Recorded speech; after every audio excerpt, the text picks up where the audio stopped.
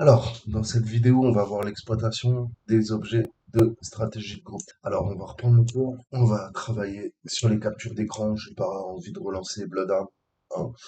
Euh, donc, techniquement, dans la précédente vidéo, on avait notre enregistreur de frappe, notre keylogger. Ça nous a permis de déchiffrer sa base de données et on a récupéré des informations.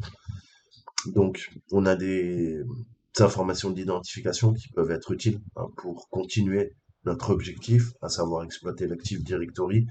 Et je ne sais pas si vous vous rappelez, mais on a le compte SVC Serve Man. Alors, on va venir le récupérer, voir un petit peu ce qu'il en est.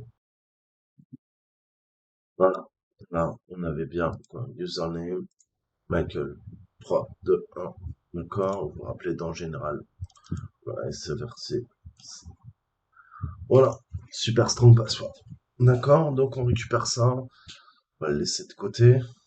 Pareil, encore une fois, je vais pas relancer Bloodhound, hein, on va faire vite et efficace. J'ai pas envie de me prendre la tête, surtout que la machine est buggée. C'est en train un petit peu de me prendre la tête, donc j'ai qu'une envie, c'est de vite finir ce lab. Donc, on a visiblement en tout cas le mot de passe du compte SVC Serverman. Donc on va s'intéresser à cette machine, vous l'avez bien compris. On va effectuer un peu d'énumération pour déterminer à quoi serviront, hein, les informations d'identification. Heureusement pour nous, on a les données de Sharpand, et on peut l'utiliser. Donc pareil, je vous montre sur la capture d'écran.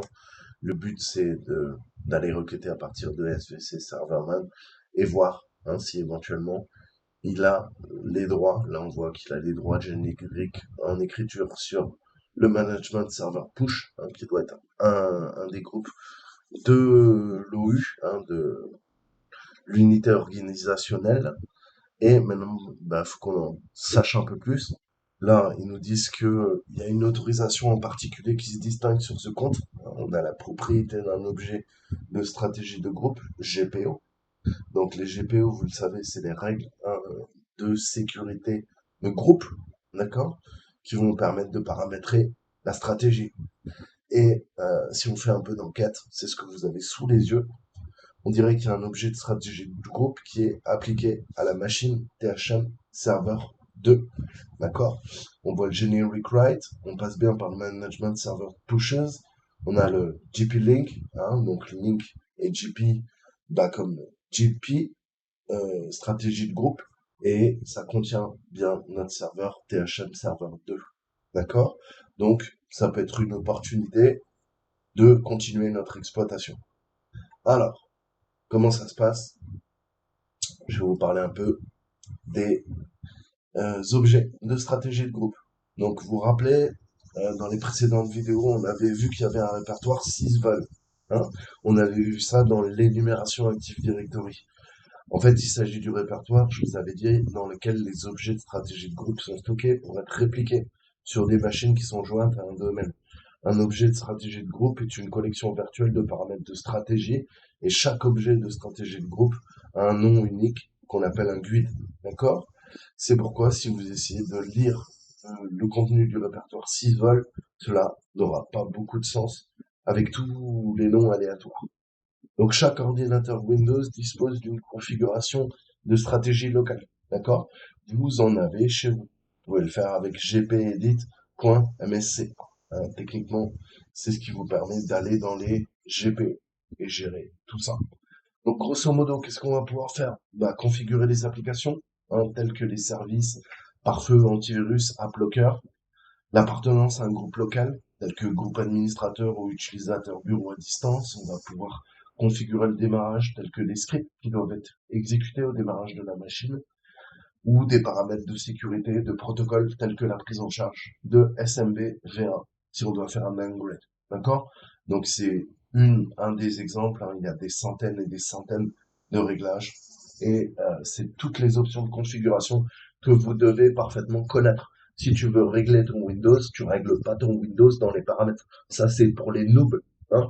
Si t'es quelqu'un qui s'y connaît, t'as un putain de sysadmin, tu veux devenir un hacker, qu'est-ce que tu fais? Tu vas dans les GPO, tu gères tes putains de GPO et tu apprends. Hein, il y a un abonné hier qui m'a demandé, ouais, je peux pas accéder à ma clé USB.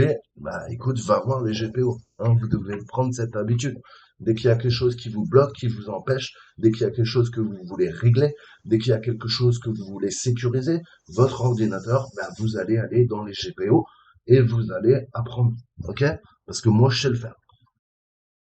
Donc, ensuite, on a les gestions de stratégie de groupe. Hein, vous, à la maison, vous avez qu'un seul ordinateur Windows, mais on a aussi des stratégies de groupe qu'on appelle GPM. Tu l'as bien compris.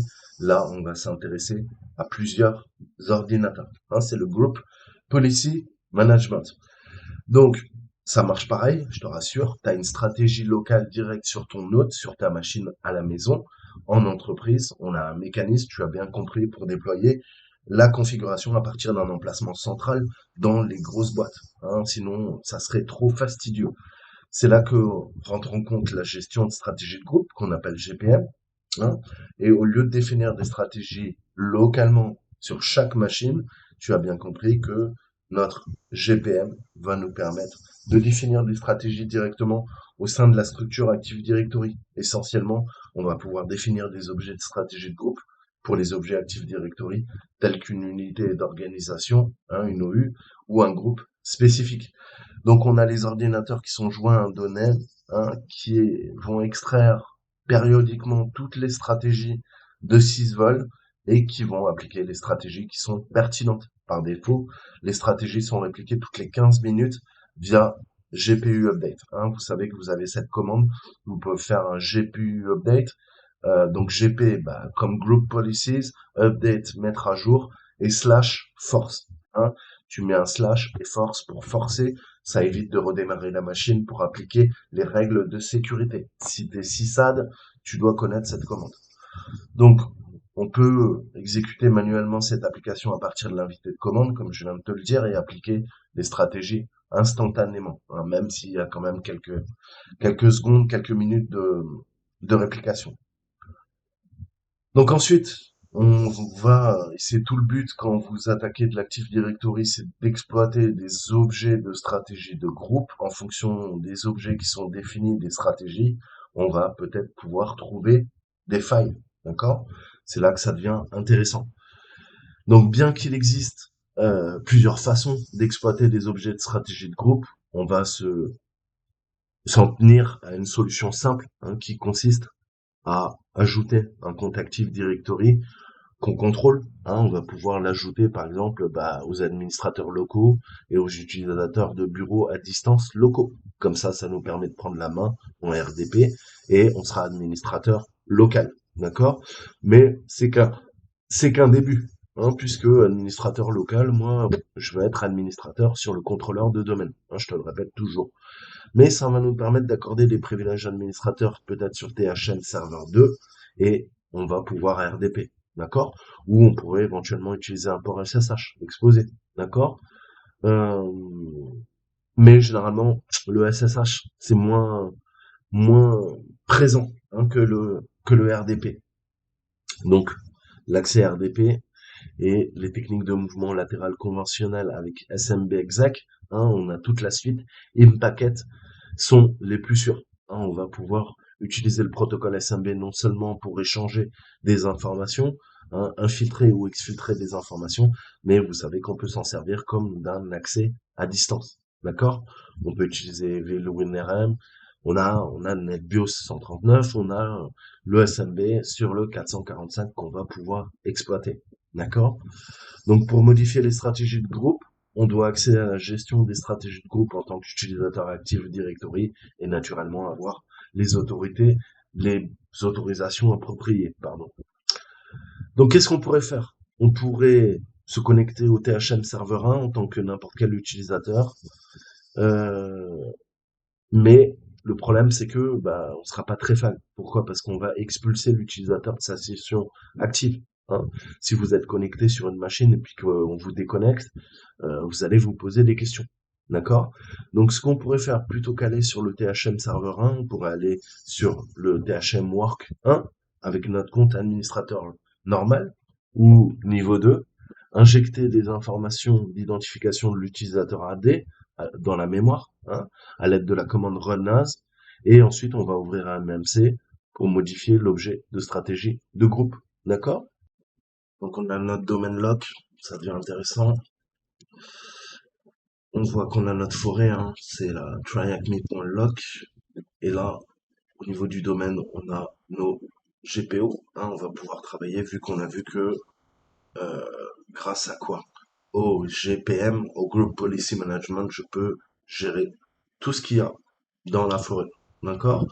Donc on a notre domaine, on a également les machines admin, les domaines contrôleurs, les groupes, les people, les serveurs, les stations de travail, tout ce qui est filtre, WMI, euh, les objets hein, au niveau des GPO, GPO, Group Policies Object, et les starters.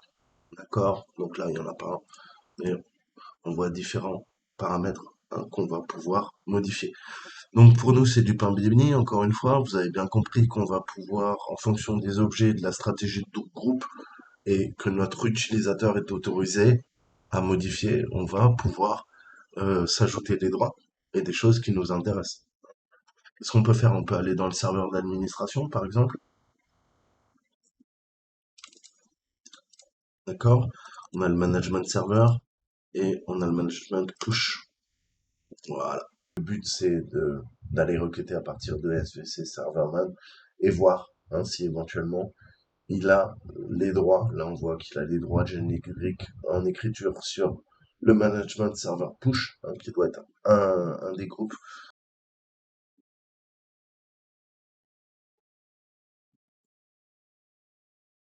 Là, on voit qu'on est dans le groupe Policy Management Editor, cette fois-ci. D'accord? Donc, le but, bah, nous, on va ajouter notre compte au groupe locaux et on va effectuer les actions suivantes. D'accord? Donc, on a configuration de l'ordinateur, computer configuration. Ensuite, on a les stratégies. Hein. Donc, vous avez policies et vous avez préférences. Hein, vous voyez, Windows settings. Je vais ouvrir un peu. Et le plus important pour nous, vous l'avez compris, c'est les règles de sécurité. Donc là, on va se prendre le groupe restreint. Clic droit.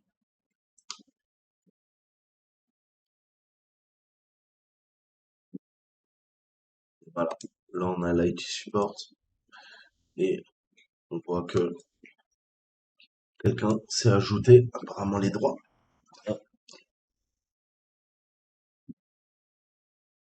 On va vérifier les noms. Membre du groupe. Ok.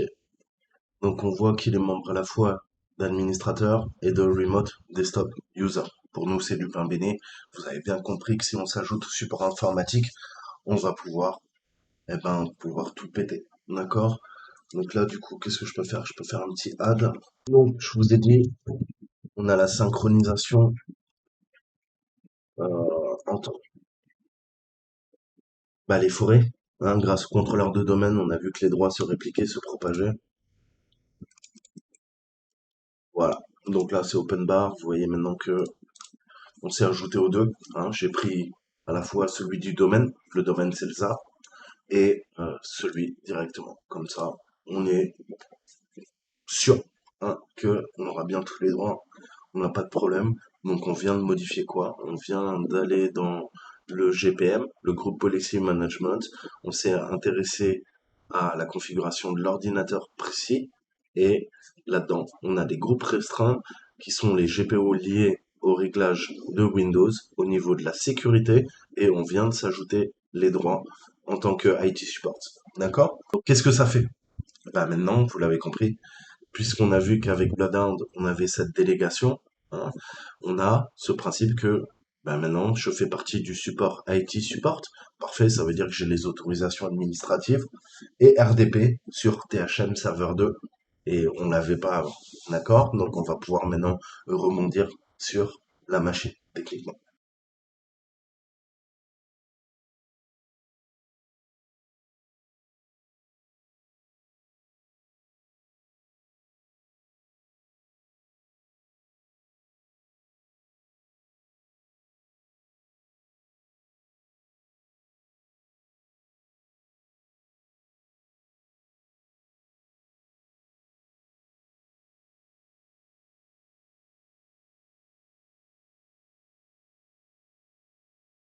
Alors, voilà. Donc, vous voyez le processus. On joue hein, sur le contrôleur de domaine, on accède au MMC. Là, on lui a donné quoi? Vous vous rappelez ce que je vous disais? Le GPM, hein, c'est le GPM qui nous permet de régler les GPO à l'échelle de l'ensemble de la forêt. Hein. On voit que dans le Group Policy Management, j'accède à la forêt. Ma forêt, c'est tryacme.loc. Hein. Depuis le début de ces différentes vidéos, vous avez vu qu'on attaquait ce domaine. Vous l'avez bien compris. On est parti, je répète, dans serveur. Dans serveur, on a la possibilité, c'est là qui est intéressant, c'est qu'on voit un petit cadenas, mais qu'est-ce qui s'est passé en fait? En usurpant l'identité de SVC serveur, hein, quand on a installé notre keylogger, on a récupéré le mot de passe, vous vous rappelez? Eh ben, ce compte a la possibilité de faire quoi? Bah, de pouvoir éditer, hein, nos quoi? Eh ben, nos GPO via le Group Policy Management Editor, hein, le GPME. Là-dedans, on va dans Policies, on va dans réglage Windows, on va dans réglage de sécurité, et il y a une partie qui nous intéresse, c'est les groupes restreints. Groupes restreints, s'il n'y était pas, on l'aurait créé. Hein. Là, quelqu'un est passé avant moi, du coup, il l'a créé pour nous, et on va s'ajouter naturellement les droits qui nous intéressent. Quels sont les groupes les plus intéressants pour nous? Eh ben, c'est administrateur et RDU, Remote Desktop User. Ça nous permet de nous connecter au bureau à distance. À partir du moment où j'ai ajouté ça et que je fais partie du groupe IT, eh ben, je peux enfin attaquer l'ordinateur qui était totalement inaccessible. Je n'y accédais pas avant. Et là, bah, je me suis ajouté sans problème. Colin Lane va quoi? Va sur Système Info, va sur THM Serveur 2, d'accord? On ne pouvait pas y accéder. Maintenant, vous avez compris, on vient de poutrer tous les serveurs qui sont rattachés au contrôleur de domaine. D'accord? Alors, qu'est-ce que ça veut dire pour nous? Ça veut dire que, ça y est, c'est open bar. Alors avant, on avait quasiment hein, corrompu la machine, mais là, maintenant, c'est garanti. C'est-à-dire que j'ai des comptes sur chaque machine. D'accord? Et je suis administrateur. Maintenant, vous l'avez compris, il nous reste à attaquer le contrôleur de domaine enfant, hein, et pouvoir monter tout en haut. D'accord? Il y a le contrôleur parent. D'accord? S'il y a un contrôleur enfant, hein, le child DC, qui veut dire donc DC contrôleur domaine, domaine contrôleur enfant, et tout en haut, on a le parent. Voilà. Donc, prochaine étape, on va voir, c'est une grosse partie, c'est l'exploitation des certificats. Hein, il y aurait beaucoup à dire. Je ferai plein de vidéos là-dessus parce que c'est extrêmement complexe. Encore une fois, on ne fait que survoler ensemble. Hein, il y a 800 pages hein, de bouquins à lire si vous voulez parfaitement comprendre le fonctionnement de l'Active Directory. Hein, c'est pas quelque chose qui s'improvise, mais on va revoir les bases. Hein. Le CS dont on peut abuser, c'est les fameux certificats. Je vous avais parlé des Golden Certificates. On a le CSR, le KU et le PKI, ça vous le retrouverez tout le temps, c'est l'infrastructure à clé publique. C'est ce qui va permettre de délivrer toute la crypto pour avoir les CA. Les CA, les autorités de certification. D'accord? Je vous rappelais ce que je vous ai dit dans les précédentes vidéos, on parle de domaine trust, hein, on parle de confiance, de domaine de confiance, et on parle d'autorité de certification. D'accord? À partir de là, si j'arrive à abuser des deux, on me fait confiance. Hein. Il y a une autorité qui m'a certifié. S'il m'a certifié, je te dis, eh ben pendant 5 ans, je peux rentrer dans l'entreprise grâce à un Golden Certificate. Je peux ajouter toutes les machines que je veux au parc informatique de la forêt Active Directory rattaché à un contrôleur de domaine. Et comme j'ai un Golden Certificate sur le contrôleur de domaine, je suis le dieu dans la machine. Moi, je vous dis à très bientôt. Ciao, ciao.